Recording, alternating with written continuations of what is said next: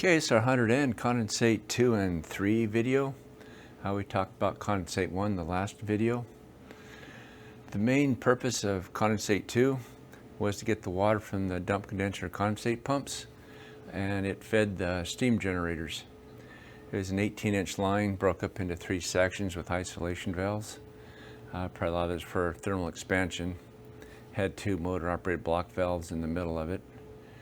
It was a small line. It's mostly for pressure and flow equalization.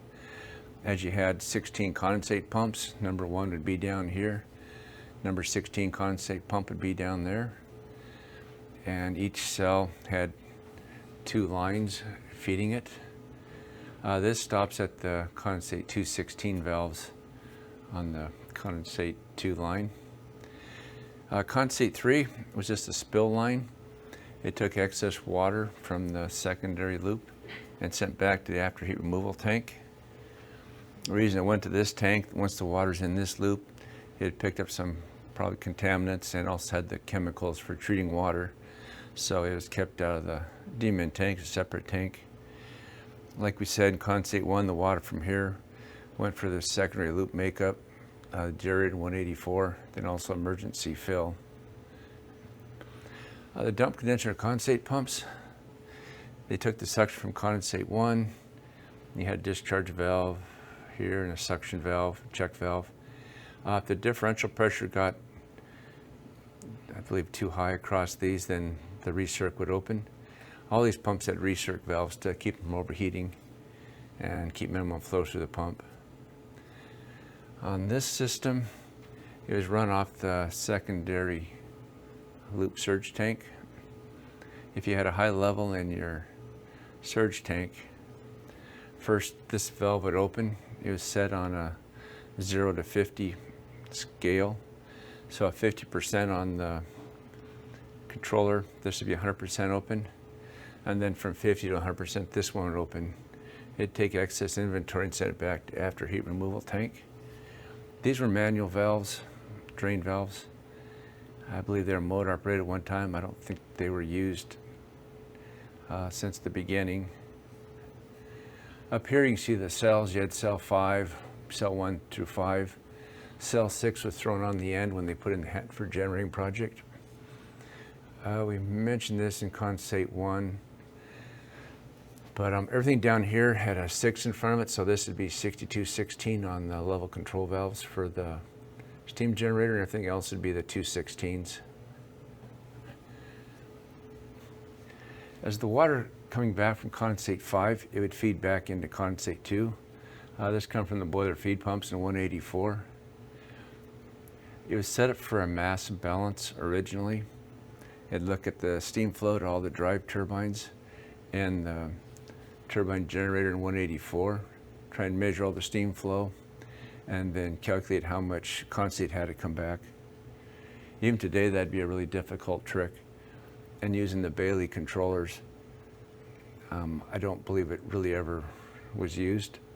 I think this was normally ran in a hand mode, look at the level off the surge tanks. It could be wrong. If anybody has any information, let us know.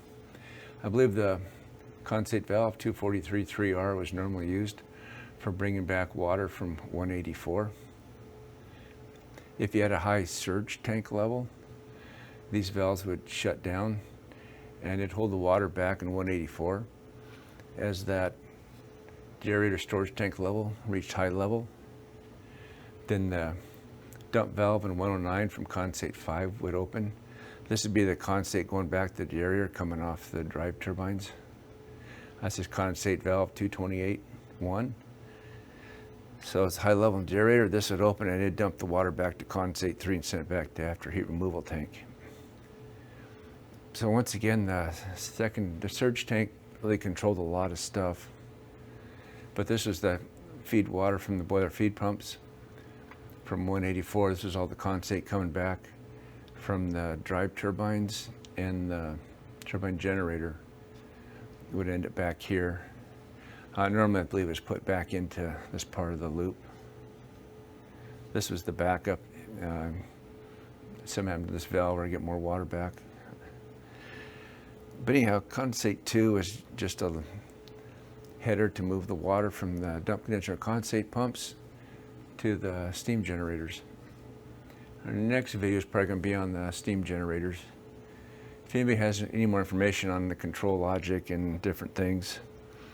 One thing we have, I'm not sure of, there was a line that went over to the Hanford generating project.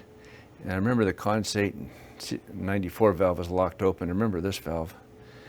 So they could bring after heat water back from supply system Hanford generating project at 185N if they had high level.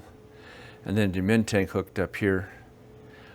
I'm not sure if this was just used to fill the after removal tank if they shut off, or if they were running, they could probably pull water back.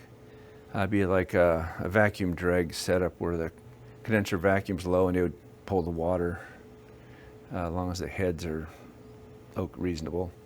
So they could possibly pull water back from the after removal tank over there if they needed to. I'm not sure if that was done, but it was set up for that. Anyhow, this is our condensate 2 and 3 header. If anybody has any comments or any information, please let us know. One good thing about these systems are so intertwined. If we forget something, we'll throw it on the next one. Probably nobody will notice, but it's a pretty complex system. And for the time, it was pretty interesting controls using pneumatics. I think it was made pretty good, and they did a good job building it. That's the end of this video.